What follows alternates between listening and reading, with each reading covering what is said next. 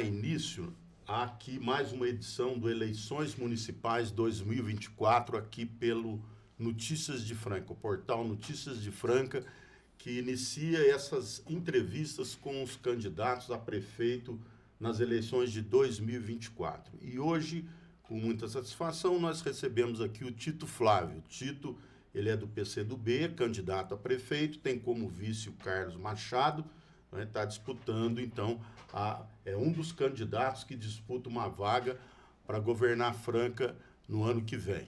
Né? Então, com muita satisfação, Tito, nós te recebemos aqui. O objetivo dessa entrevista é que você possa falar um pouco, né, da sua trajetória, e também a gente vai conversar um pouco sobre o plano de governo, sobre problemas da nossa cidade, que eu acho que o que é importante e que o eleitor tem interesse de saber para, na hora de escolher os candidatos, ter possibilidade de escolher com informações, sabendo quem é o candidato, o que ele pensa, o que ele defende, né, qual que é a sua trajetória de vida. Então, a ideia é essa. E eu já começo, Tito, passando a palavra para você, né, para que você fale aí um pouquinho quem é Tito Flávio, de onde você veio, qual um pouquinho da sua trajetória. Eu sei que você tem uma história bastante interessante aí e importante trajetória de sua vida, mas nada melhor do que o próprio para falar sobre. Então, com a palavra, Tito Flávio, candidato a prefeito pelo PCB nas eleições de 2024.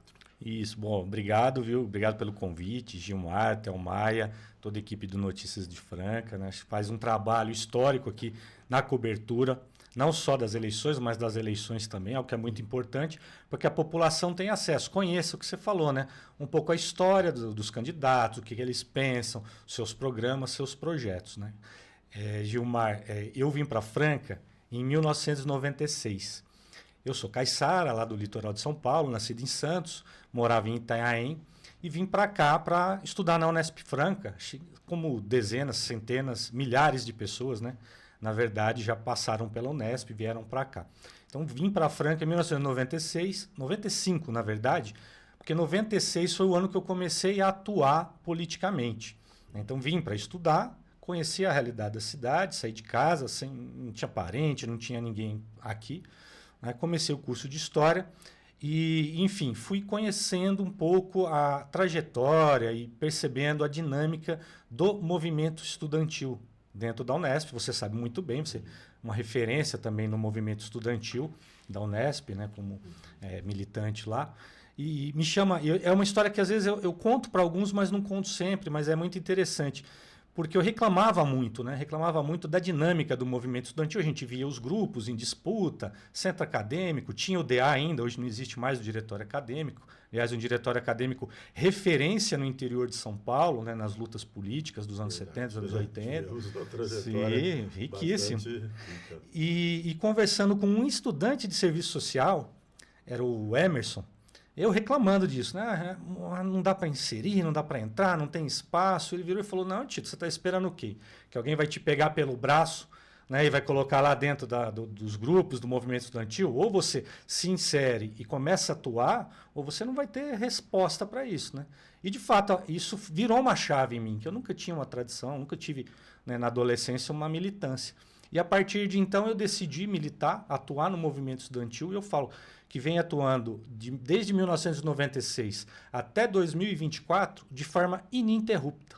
Então, no início, no movimento estudantil de graduação da Unesp, participamos de chapa de diretório acadêmico, centro acadêmico, congresso da Uni, congresso da UEE, congresso da Unesp, várias ações dentro de projetos de extensão da Unesp, que também foi um momento importante na história da Unesp de Franca, ano de 1998, quando praticamente os grupos de extensão, que a gente chama extensão militante, se organizam e vão para as ruas mesmo, né, para o trabalho de base na cidade, que é o grupo de alfabetização Paulo Freire, que eu participei, o Núcleo Agrário Terra e Raiz, que eu também participei, depois já fora da Unesp, mas como supervisor de estágio, do cursinho da Unesp, que eu não participei, mas inspirou depois a construção do nosso cursinho lá no nosso Ponto de Cultura. Enfim, esses grupos de extensão também foram uma outra virada na vida, né? E aí fiz a pós-graduação na Unesp, também o meu mestrado. A gente montou ali a Associação de Pós-Graduandos, eu ajudei a coordenar, participei também do Congresso Nacional de Pós-Graduandos, né? Depois saí, fui trabalhar, dar aulas, dei aula na rede pública, estadual, aqui em Franca, em 2 escolas, dei no SED, dei numa escola lá no Jardim Martins, e comecei a trabalhar também como professor universitário em faculdades particulares na região, né? Então, trabalhei em Minas, trabalhei em Bebedouro muitos anos, em Batatais, até assumi um concurso que eu passei em 2010, né, na UFTM. Então, sou atualmente professor do Triângulo Mineiro, do Triângulo Universidade Mineiro. Federal do Triângulo Mineiro. Isso, sou professor lá do departamento. Isso, dou lá. Não é tão longe, né? O pessoal fala, nossa, é longe, mas é 130 quilômetros. Né? Sou lá professor do Departamento de História, né, da UFTM, né? Então, assim, um pouco a trajetória que me levou até aqui, né? E em 2007 a gente reorganiza o PCB em Franca, né? E aí depois aí tem uma atuação também, o PCB aqui de 2007 para cá, ininterrupta na cidade. Você disputou de 2007 para cá outras eleições. Eu sei que agora em 2022 você foi candidato a senador pelo PCB e chegou a quase 60 mil votos, né?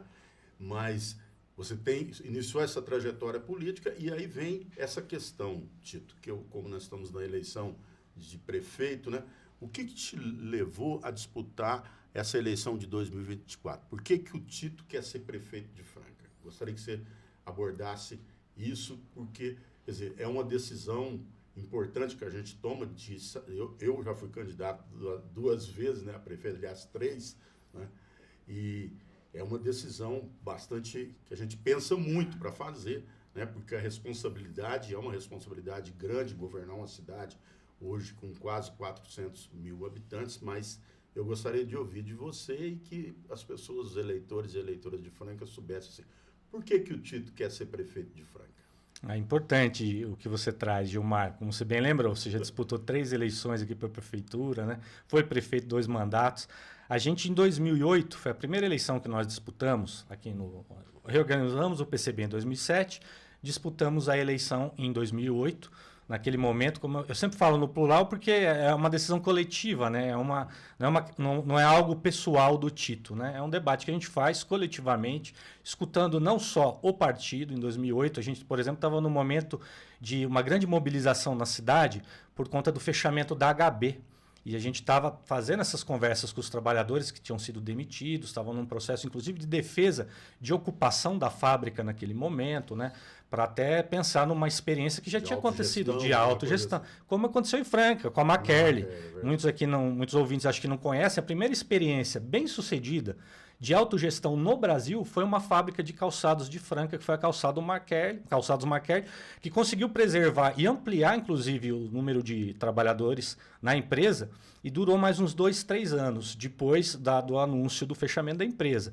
Só que sem aporte, sem suporte. Federal, estadual, tudo com o trabalho dos próprios trabalhadores, né? Então, nós, naquele momento, fizemos o debate com um conjunto de pessoas e definimos naquele momento que era importante justamente para apresentar um programa de esquerda, um programa comunista, que é o que a gente também traz, né? Um programa fundamentado, não só teoricamente, mas numa análise muito concreta da realidade, das políticas públicas.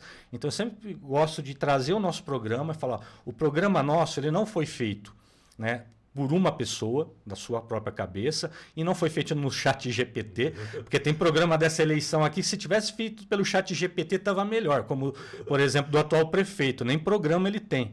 Mas então nós levamos muito a sério a construção programática, porque é onde a gente apresenta para a sociedade a nossa leitura dos problemas de Franca, das contradições que existem, para daí então apresentar o conjunto de propostas e projetos que também são realizáveis. A gente também não fica apresentando só coisa como da sociedade comunista, né? Vamos dizer assim. Não, dentro da sociedade que nós estamos, com as contradições que nós temos, o que é possível até para se pensar numa transição. Então o programa, e aí a gente sabe, infelizmente, muitos parceiros, ou quando a gente coliga, né, não incorporam essa perspectiva, esse programa. Então, em 2008, a gente lançou. Depois, em 2012, a gente apoiou o Hamilton, né, Chiarello, né, para a Prefeitura de Franca. Ele estava no PSOL naquele momento. Né. 2016, nós apoiamos o Thiago Pérez, né, que com muita satisfação, foi muito bem votado também, foi candidato a prefeito pelo PSOL e hoje apoia a nossa candidatura. Né? 2020, aí foi quando eu retornei né? Porque aí tem as questões pessoais da vida, né, Gilmar? Disputei aquela eleição, perdi meu emprego na faculdade privada que eu dava aula em Bebedouro, fiquei desempregado, depois fui atuar dentro do Núcleo Agrário Terra Raiz, perdi o meu doutorado naquela eleição, que eu estava fazendo doutorado, não tive condição, por conta da dinâmica eleitoral, de cumprir todos os prazos, então eu me desliguei do doutorado até, então sei colocar, vamos dizer assim, a vida em ordem, né? A vida pessoal, acadêmica, prestei concurso, entrei na UFTM, depois tive minha filha, né? Não comentei, sou pai de uma menina de 10 anos, e aí falou, não, agora já, mas nunca deixei de atuar, veja, sempre fui aqui, ou secretário político, participei da executiva do PCB, participei da direção estadual do PCB. Militância já de Sim. um bom tempo e agora... E com trabalho de base também constante. Agora, em 2024, a gente, desde a eleição passada, né, 2020, fui candidato a vice-prefeito, a gente vem acumulando a necessidade do PCB lançar novamente uma candidatura para a prefeitura, justamente para a gente poder apresentar, né, sem muito vergonha, porque alguns assumem programa mais envergonhadamente, né, um programa comunista para a cidade. E o que é um programa comunista para a cidade? Então, nós fizemos debate coletivo de novo, né, com as organizações, com os militantes que nós temos, e a conclusão foi, não, é necessária uma candidatura do PCB para a cidade, né? E aí a gente fez o debate. Eu atualmente também estou na presidência estadual do PCB, então tenho coordenado, inclusive, as conversas e as negociações em outras cidades, né? Inclusive as que levaram, eu conduzi pessoalmente a negociação que levou o PCB a apoiar o PSOL na cidade de São Paulo, né? O Guilherme Boulos, nós estamos com o Guilherme Boulos.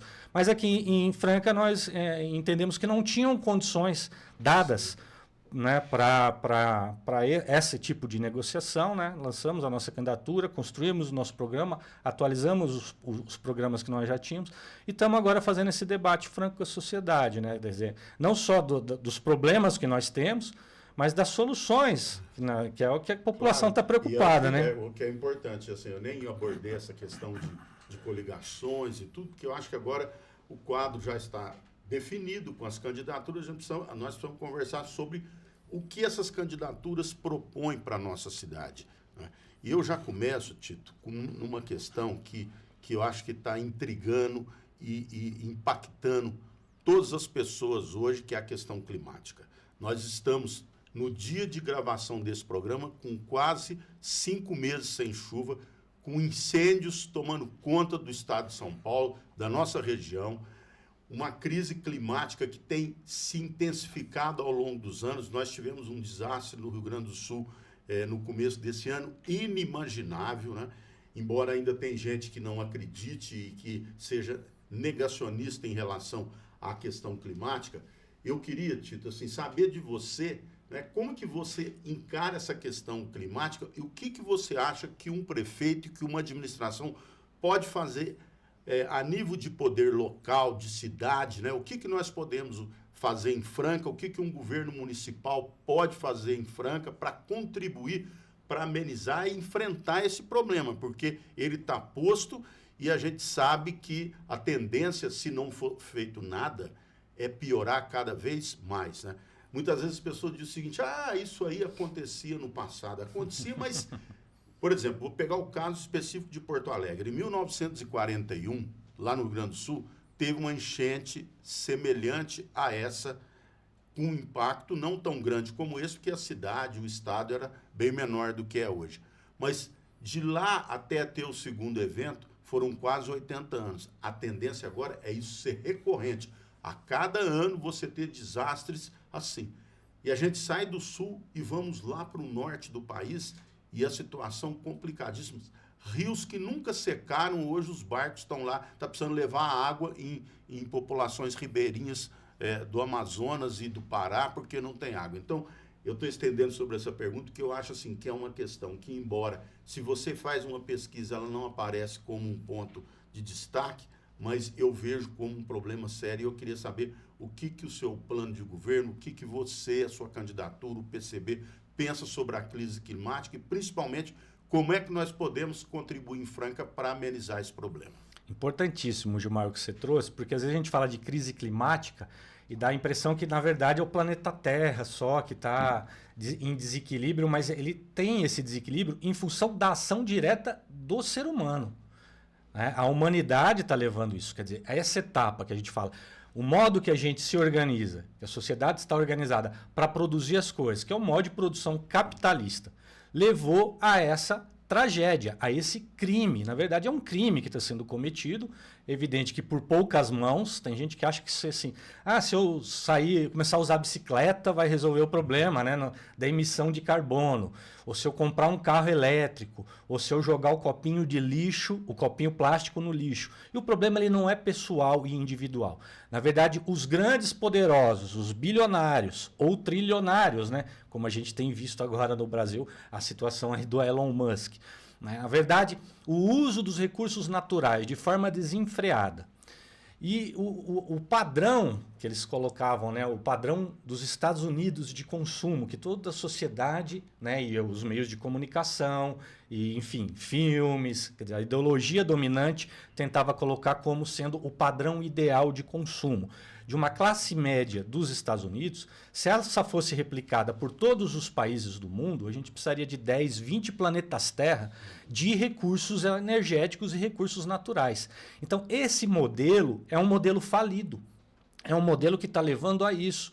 E não adianta a gente tentar só tomar medidas paliativas. Hoje a gente faz uma ação de fundo e aí ela perpassa várias questões. Primeiro, buscar outras matrizes, não só energéticas, de produção. Nosso programa ele contempla, inclusive, boa parte dele, trabalhos de economia solidária, de autogestão, privilegiar empresas em autogestão, quer dizer, com uma participação que dá condição de vida para o trabalhador, né? Então, que o salário vai ser suficiente para ele viver, ter uma boa vida, ter uma vida digna, ter lazer, ter entretenimento, ter cultura, né? Sem drenar todo o seu tempo para a iniciativa privada ou para um empregador que não vai valorizar o trabalho dele. Então, isso é uma mudança fundamental que a gente tem que debater, que é a forma com que a sociedade se organiza para produzir as coisas. Segundo, atacar os especuladores, sejam eles urbanos ou rurais. Porque a especulação imobiliária e, sobretudo, o latifúndio no Brasil,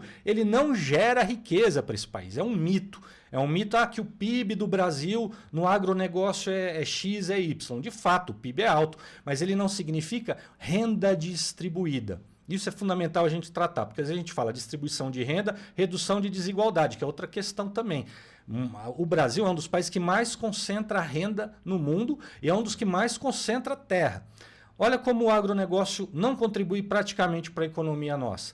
Primeiro, a geração de empregos é baixíssima. E basta andar aqui nas terras no nosso entorno, a gente vai ver que é baixíssimo o número de trabalhadores empregados, seja hoje, com a maquinização, no cultivo, na produção e na manutenção das grandes propriedades. Segundo, ela não gera imposto, porque o imposto territorial, nós pagamos IPTU, para ter uma dimensão, todo o imposto territorial rural, eu sempre falo isso, pago pelos grandes proprietários, a gente está falando dos latifundiários, porque aí vão distorcer e falar, está perseguindo o pequeno produtor. Não, estamos falando de latifundiários. Todo o ITR, que é o imposto autodeclaratório, equivale ao IPTU da cidade de São Paulo. Então dá para pensar, o Brasil inteiro, o ITR que recolhe, equivale ao IPTU da cidade de São Paulo. Como vai dizer que o agro contribui, por exemplo, para a arrecadação de impostos? Aí vamos lá, vamos para a exportação de produtos primários, commodities, sem valor agregado. Lei Candir e outras leis que garantem isenção fiscal também. Então eles não recolhem imposto na propriedade, não empregam e não recolhem imposto na exportação. Então gera concentração. Tudo isso E aí para a questão climática, objetivamente, local aqui. Objetivamente, assim, o que você acha que um prefeito e uma administração municipal pode fazer a nível local, especificamente sobre essa questão climática? E aí eu estava fazendo esse relato justamente para mostrar que o impacto climático ele tem a ver com o modelo de propriedade e de concentração de riqueza que nós temos na nossa sociedade. Então, uma prefeitura, o que ela pode fazer no âmbito local? Fiscalizar. E não é igual o prefeito foi para a empresa, vamos fiscalizar queimada de terreno. Fala sério, né? Uma que não é queimada de terreno, o problema que a gente está vivenciando. É uma ação coordenada, que muitas pessoas já foram presas, vinculadas a interesses do grande capital no campo e do agronegócio, e que tem que ser combatido com fiscalização, com evidente inteligência e com educação ambiental correta também nas escolas, né? Que, como eu falei, mostrando o modelo econômico e as outras possibilidades. Então, tem uma série de questões que nós temos que fazer dentro do município de fiscalização e para coibir a especulação imobiliária no município. Então, no município dá para fazer. Evidente que não é um problema que se Franca resolveu e os demais municípios... Se os outros não fizerem, sim, não vai, e aí é importante. não vai resolver. Você que atua com prefeitos, né, do Brasil todo, atua há muito tempo também. Então, essa coordenação o prefeito tem que ter, seja através de consórcios regionais, através de debate e de empresas regionais também, para a gente conseguir minimamente não só trazer, resolver o problema aqui na região, né, o imediato, mas aprofundar para a resolução do problema de fato a médio prazo. Né? Claro que é um tema que geraria um debate, um programa inteiro. Tamanho é o desafio e também a grandeza do problema. Mas eu queria, seguindo assim, as principais preocupações de Franca. Hoje, se você pegar qualquer pesquisa, a saúde ela está no primeiro lugar das preocupações e não é de hoje, sempre foi. E a Prefeitura de Franca hoje gasta mais de 30% do orçamento com saúde. Desde a minha época, a gente já gastava esse percentual. Né? E nós temos alguns problemas importantes, tanto na atenção básica, mas principalmente na questão do atendimento secundário, hospitalar, questão relacionada à oferta de vagas e também, por exemplo, o estoque de cirurgias eletivas. Tem várias pessoas pela cidade. Essa semana mesmo encontrei uma pessoa que está há muito tempo esperando uma cirurgia de hérnia, com a barriga crescida, sem ter condição de fazer. Como não é uma cirurgia de urgência, quer dizer, essa pessoa que eu conversei já tem quase 2 anos que ela está esperando uma cirurgia. Então, esses desafios da saúde, Tito, o que é que nós podemos fazer para, não vou dizer resolver definitivamente o problema e acabar com as filas, porque qualquer um que falar isso e falar que vai fazer num período de 4 anos está mentindo. Né? E eu sei que no seu caso você é alguém de responsabilidade que conhece, né? E tudo assim, mas como fazer para ir encontrando alternativas que fuja dessa situação para um outro tratamento, um outro entendimento na questão da saúde municipal. Importantíssimo, Gilmar. Como você pontuou, eu não é relativizar, mas quando a gente conversa com um problema geral com a população, que a gente também faz essa pesquisa de campo, né? Quais são os principais problemas? Então, o problema geral vai dar saúde. Quando você vai, problema no bairro, qual é o problema enfim, na sua região da cidade, geralmente, às vezes, dá um outro problema, geralmente dá transporte ou trabalho e renda. Mas na questão da saúde, quando você foi prefeito, você sabe muito bem disso. E você foi o único prefeito naquela época que ainda teve coragem de colocar a gestão plena da saúde na cidade e de implantar o programa de saúde na família. Então, a gente usa aqueles dados de referência e sabe que não foi fácil, que é difícil. Tentou lidar com a Santa Casa de várias formas, também não é algo que é realmente difícil para você gerir quando você não tem a precisão dos dados, né? E aí os recursos vão indo, parece que é um ralo que drena recursos sem fim. O prefeito gosta de dizer, né, o atual prefeito, que gasto tanto, 36% do orçamento, não sei quantos milhões, não conseguiu resolver. Ele está indo para o 3º mandato, né?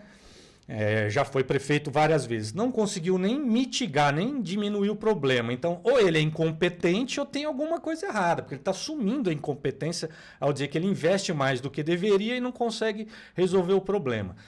Também foi para outra sabatina e contou inverdades, né? Porque, como eu estava te falando, essa questão da medicina preventiva, do programa de saúde da família em Franca, que é ridículo, são praticamente os mesmos números da época lá de trás, quando você foi prefeito.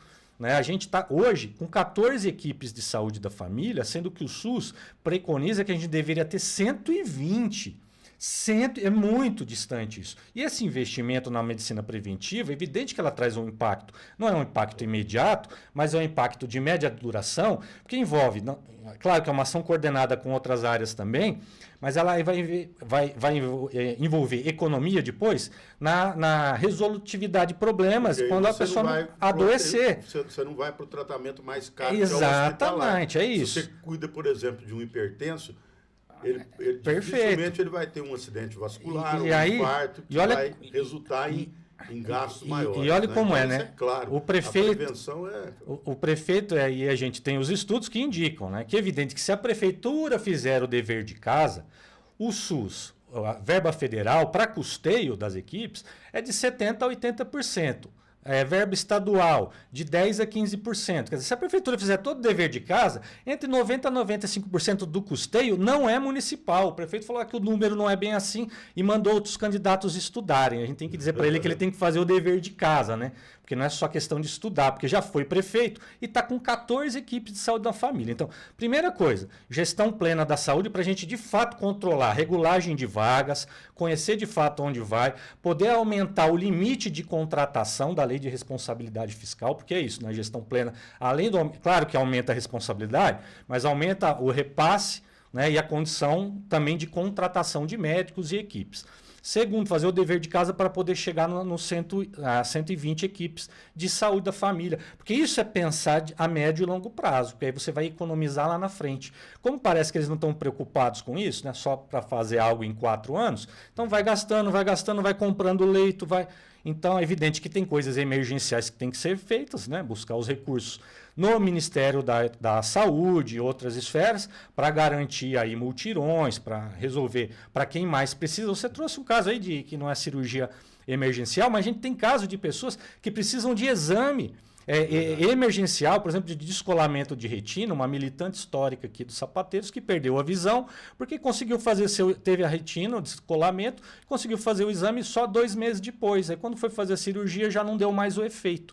Então a população está sofrendo, mesmo com o prefeito dizendo que está gastando muito. Se está gastando muito, ou está gastando mal ou é incompetente. E quando, Tito, você fala de gastos, né? E eu acho assim, é uma outra questão que eu não queria deixar de fazer para você, que é em relação ao orçamento municipal e a participação da população na definição das prioridades para o município. Eu digo isso porque nos 2 mandatos nós implantamos o orçamento participativo, nós fizemos as plenárias nos bairros e os poucos recursos que nós tínhamos de investimento, eles foram definidos pela população através das reuniões de bairro.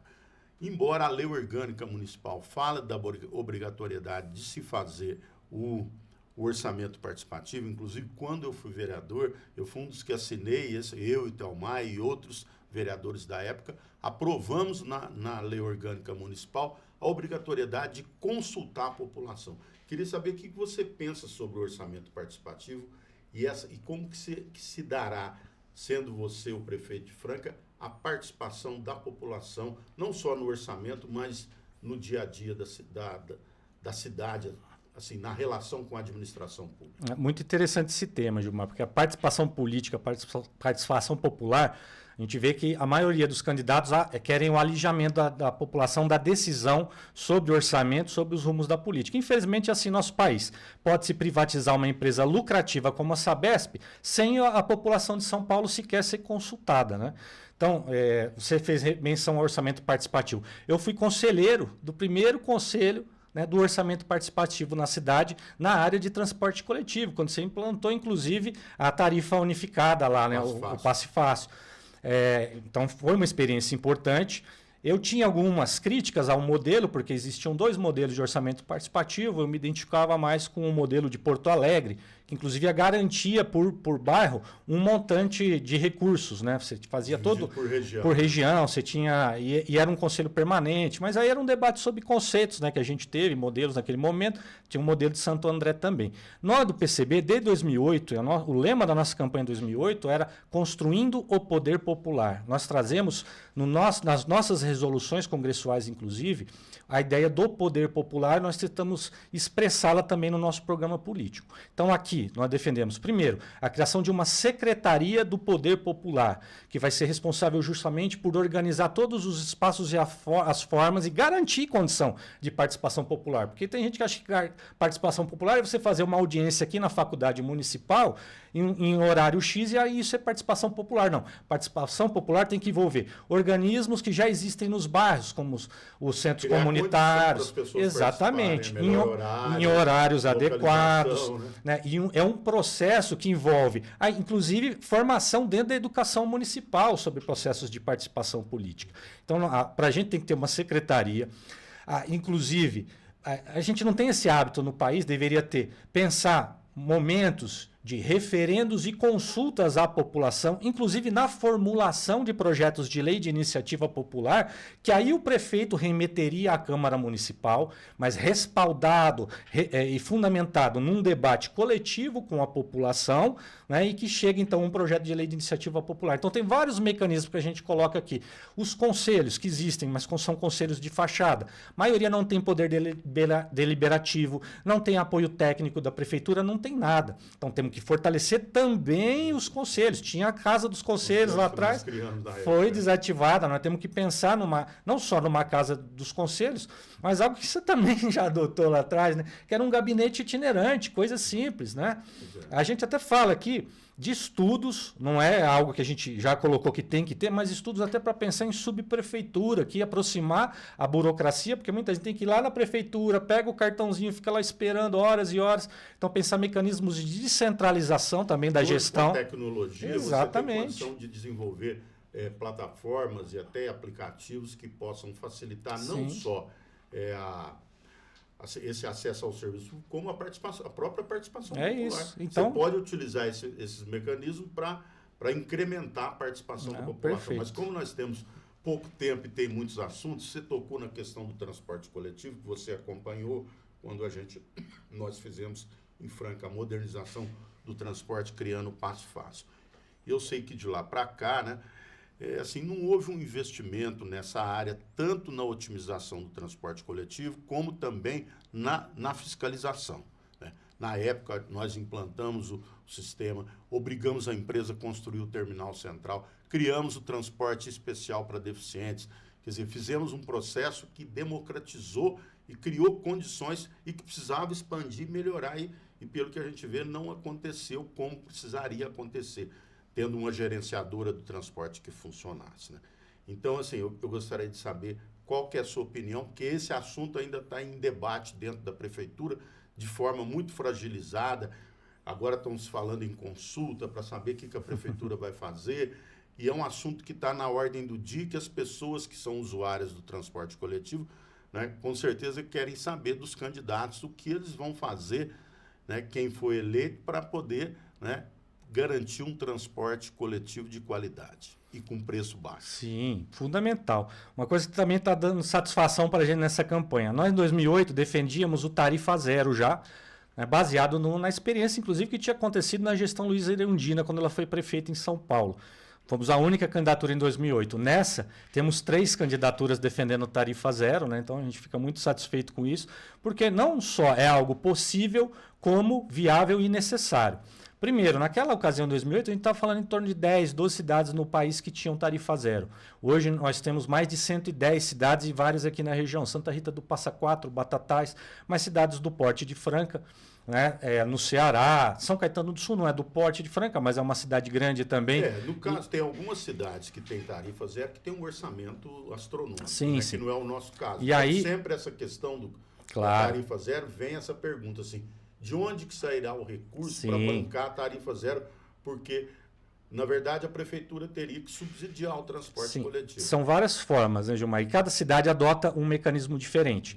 Primeiro, nós defendemos a criação de uma empresa municipal de transporte coletivo e que as linhas dessa empresa já comecem tarifadas com tarifa zero, né? Não é tarifada, tarifa zero. Então, reestatizar o setor de transporte. A Indef, que já teve um papel importante de fiscalização, hoje já está completamente sucateada, na verdade ela não dá conta de nada, a gente precisa fortalecer a Indef, uma empresa pública municipal. Então, o tarifa zero, ele tem várias formas de financiamento. Por exemplo, o Lúcio Gregori, que é o grande especialista dos maiores no Brasil, e participou, ajudou a gente na elaboração dos nossos programas, em outras ocasiões também, fizemos um amplo debate com ele. Primeiro, um fundo municipal que congregue várias formas de impostos, não de impostos, né? Mas de custeio, de receita, exatamente. Por exemplo, vale transporte que as empresas pagam ou deixam de pagar, né, para os seus funcionários. Tem cidades que esse vale transporte ele vai para esse fundo municipal de transporte. Primeira coisa. A gente discutindo aqui, eu com o Carlos, né, o nosso vice, a gente estava, Pô, e o dinheiro da Zona Azul, para onde vai, né? Da Zona Azul da cidade, que quase ninguém toca no assunto. Então, o serviço que você paga, inclusive de Zona Azul, pode subsidiar esse fundo municipal. Outras receitas, eu tenho debatido, porque tem gente que tem medo de falar de aumento de receita, que acha que é aumento de imposto. Aumento de receita não é aumento de imposto. Nós temos que ser firme. A prefeitura tem que aumentar a receita. Claro. A gente tem que trabalhar. No meu mandato, É isso. Tito, nós fizemos isso, É. assim, apesar de que ser algo que muitas vezes politicamente não é bem aceito, mas como você disse, é necessário e tem como você fazer. Sim. E nós fizemos sem aumentar tributo. É isso, mas você não precisa. Exatamente, acho que é isso. Você incorporando quem é informal no mercado de trabalho, dando condições para ele na sua cooperativa, na associação, estimular, dar um apoio logístico para isso. Quer dizer, vai recolher ISS, vai recolher imposto, vai gerar movimentação na economia. Né? Outra coisa que eu falo sempre, há um bom tempo, combate à especulação imobiliária, incorporando essas áreas que hoje pagam ITR, que eu falei lá atrás, que não recolhe imposto para o município e que às vezes o cara fica esperando só chegar a infraestrutura e aí vira loteamento, mas aí ele já está ganhando rios de dinheiro porque já está com a incorporadora, o loteamento praticamente pronto no papel, chega na Câmara, pede para aquela área virar uma área urbana. Né? Tem municípios que já adotaram isso. Então você cria zonas especiais agrícolas para não onerar quem produz de fato o pequeno produtor e combate a especulação fundiária e vai cobrar imposto. Isso vai subsidiar políticas públicas também na cidade. Eu acho que é desafiador essa questão Sim. da tarifa zero, sem dúvida. Não vou dizer que é fácil e que, de fato, quer dizer, hoje, ao meu ver, o orçamento de Franca não teria espaço para isso, mas também concordo contigo que você não precisa implantar da noite para o dia. Você pode fazer um processo de implementação que você vai fazendo de forma gradativa. E aí gradativa. precisa criar um Conselho Popular de Transporte e Mobilidade para dialogar isso com a população. E você falou da tarifa. Pô, Franca tem uma tarifa que é mais alta do que 20 capitais. Hoje, se você tiver uma família de 3 pessoas, você não vai de ônibus. E de Uber sai mais barato. E olha que problema que a gente gera. Você desestimula as famílias a usarem o transporte coletivo e tocha todo mundo em carro. E aí é o caos no trânsito que a gente vê hoje. Que o pessoal acha que vai resolver com viaduto. Que é outro grande problema. Franca tem uma das maiores frotas per capita do Brasil. Essa é uma outra questão até que eu sei que tem muitos assuntos, mas assim que rapidamente, né? Eu faço questão de ressaltar que a gente precisa encontrar alternativas para melhorar a fluidez no trânsito, mas principalmente para garantir segurança e educação de trânsito. Sim. Porque você tem número de acidentes em grande quantidade, proporcional à frota nossa. Nós temos muitos acidentes dentro do perímetro urbano e tem que ter políticas para o trânsito também, né? Primeiro você tem que ter engenharia de tráfego, né? Nem isso tem a cidade, né? Quando você vê uma obra igual aquela do Distrito Industrial, você pensa assim, quem será que foi o gênio? Será que foi o filho do prefeito, alguém ali que falou, não, vou fazer isso aqui que é uma ideia brilhante que vai resolver. É tão brilhante que ele sai de um lugar que tem 4 faixas de trânsito, depois volta para 3, né? Aí você não sabe se você fica na do meio, não vai... quer dizer, direcionou trânsito para a porta de um hospital. Você tinha que tirar o trânsito da porta do hospital. Ele fez uma coisa tão bem feita ali no São Joaquim que é terrível. Mostra que não tem engenharia de trânsito, não pensa fluidez. E aí entra um ponto, Tito, que eu sempre abordo aqui. No ano passado, completou 20 anos do novo plano diretor que nós fizemos quando estava na prefeitura. No primeiro mandato não conseguimos, no segundo a gente conseguiu aprovar, fizemos com participação popular e tudo. Esse plano previa um plano viário, né? Na sequência, alguns planos complementares, leis complementares ao plano diretor. Nada disso foi feito e também não foi revisto o plano que já está com 20 anos. O que você pensa sobre isso? É o que eu falei. Plano diretor, a gente tem que fazer, retomar o debate. Quando você falou aí da questão do tráfego, até as ciclovias que foram implantadas lá atrás, e eles acham que ciclovia é você, como é que fala? Concretar calçada sem iluminação, sem sinalização, sem condição de nada, né? Sem a prioridade, inclusive, no próprio trânsito. A gente tem baixíssimo número de ciclovias. Estímulo para o uso da bicicleta. Não tem ciclorotas, não tem ciclofaixas. Quer dizer, o modal de Franca, adotado pelos todos os últimos governos, é carro em avenida. E aí talvez seja até um plano deliberado, tem hora que a gente acredita, porque Franca não tem para onde expandir algumas avenidas, vai ter que desapropriar, vai ter que fazer igual São Paulo faz. Vamos desapropriar quarteirões inteiros, imagina o custo disso. Por isso que eu falo, ó, Gilmar, o custo disso é muito maior do que você investir num tarifa zero. Então, a repensar o plano diretor, como eu falei, no nosso plano, nós temos uma secretaria de participação do Poder Popular.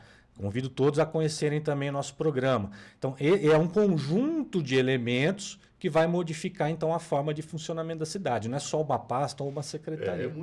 São muitos temas interessantes que valeria um debate mais aprofundado. Mas como nós já estamos quase no final, Tito, eu queria saber de você o seguinte, olha, um prefeito não tem todo o poder para administrar a cidade. A gente depende também da Câmara Municipal de Vereadores, né? E eu queria saber, assim, como é que, sendo eleito, Tito, você pretende se relacionar com a Câmara? Porque tudo indica, acho que nenhum dos eleitos vão ter maioria na Câmara Municipal, né? Então, como dialogar com a Câmara para garantir que esses projetos todos que você está propondo aí, que são projetos que são novidades, que muitas vezes têm um entendimento diferenciado e precisa de um esclarecimento mais aprofundado, como é que você vê essa questão da relação do prefeito Tito, do governo, do PCB com a Câmara de Franca? Então, a gente sabe que a relação sempre aqui foi conflituosa, difícil, né? Porque, infelizmente, a forma da política no Brasil ela envolve muito fisiologismo. Então, hoje em dia, o poder legislativo tem buscado, né? Tem assumido, na verdade, até a parte do que seria do poder executivo, né? Tá entrando numa área que ele não fiscaliza e faz projetos de lei apenas. Hoje já tem até medidas impositivas de destinação de recursos, já vai mordendo uma parcela da fatia que seria do executivo. Mas vamos lá. O desafio que é? Primeiro, são duas questões que eu acho fundamental e que às vezes há uma confusão na história, não só em Franca. A diferença entre mobilização popular e organização popular. Qualquer governo que seja, e que seja pretensamente de esquerda, não pode abrir mão, de um processo pedagógico de mobilização popular. Então, colocar o povo mobilizado na Câmara, pressionar, sim, os vereadores, eles não têm que ter medo do povo, porque se eles não são eleitos pelo povo, então tem que ter medo de Câmara lotada, de gabinete itinerante. Segundo, processo de organização popular, que é diferente da mobilização. Mobilização, você vai lá no bairro ou vai numa sessão da Câmara, pressiona, volta. Nós precisamos manter a população organizada dentro de várias esferas de organização, seja ela coletivos de cultura, centros comunitários, associações, hortas comunitárias. Então, esse é um processo pedagógico também que mantém a população no dia a dia, dialogando a política, né? E aí, no outro patamar, é aquilo que eu trouxe, né? A proposta nossa de construção de um poder popular.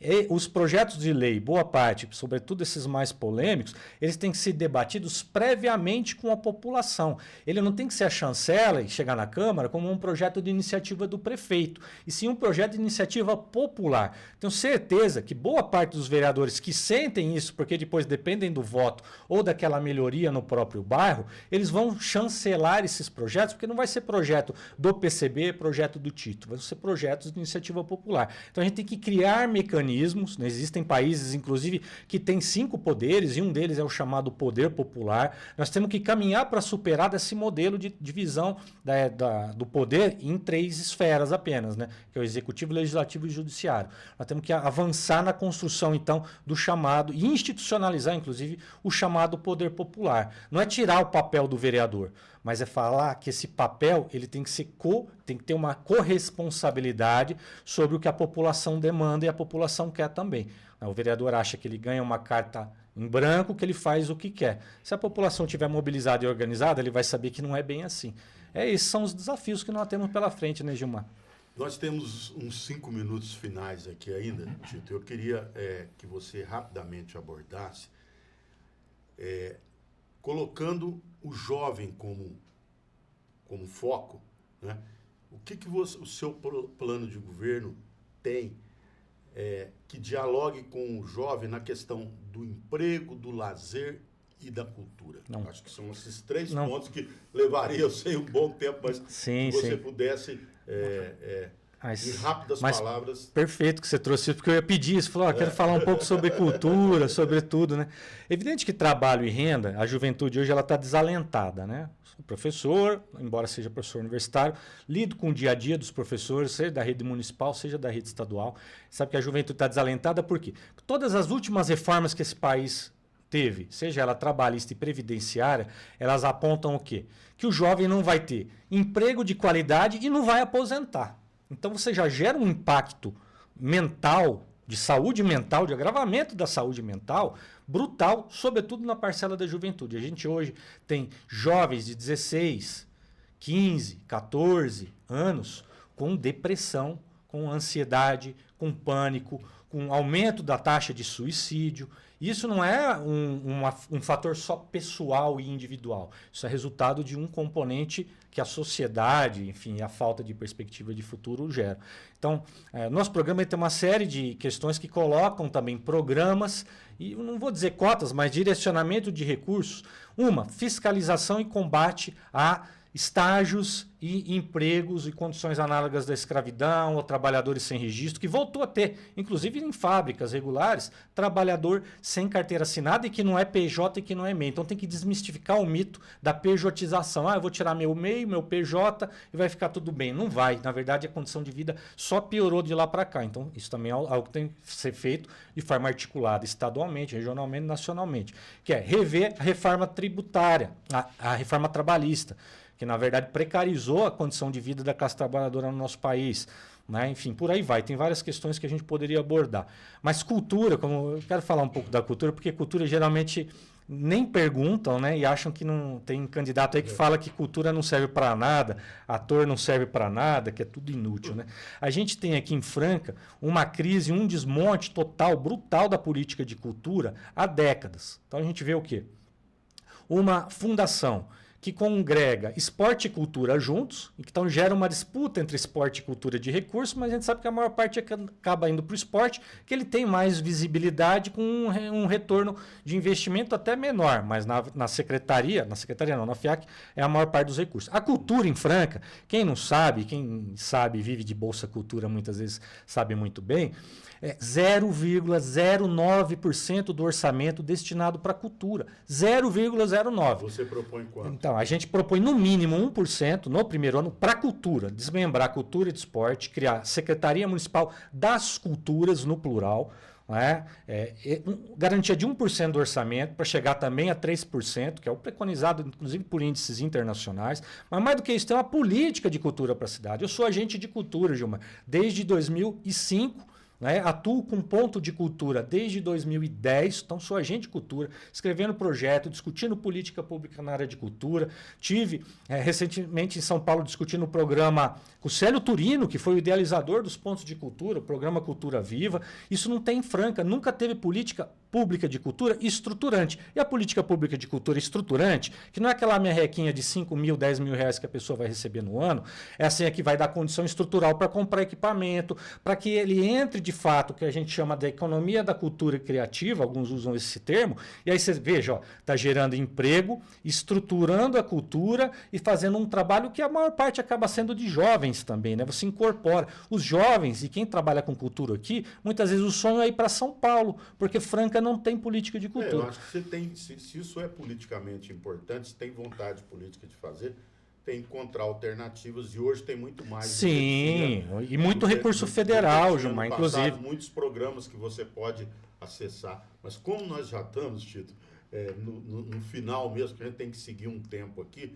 eu queria deixar agradecer você pela sua participação. Eu sei que quem quiser mais informações, talvez você vai falar aí como acessar o seu plano de governo e tudo, mas eu queria deixar esse 1 minuto final para suas considerações finais, ou seja, para você pedir o seu voto, claro, o voto para a sua candidatura, que é o seu momento aqui. Né? Não, então agradeço novamente a oportunidade, a toda a audiência, dizer que o nosso número é 21, PCB 21, siga-nos nas redes sociais, tanto do PCB Franca, né, que é @PCB Franca, a rede nossa, né, da campanha, que é @TitoPCB, né? Lá a gente disponibiliza em pílulas, vamos dizer assim, né? O nosso programa. Entre em contato conosco. E mais do que o voto, a gente costuma pedir sempre o apoio. O apoio, inclusive, para depois das eleições. Porque as eleições vão passar, mas a sociedade e os problemas vão continuar. E sem a organização popular, boa parte desses problemas vão continuar sem solução.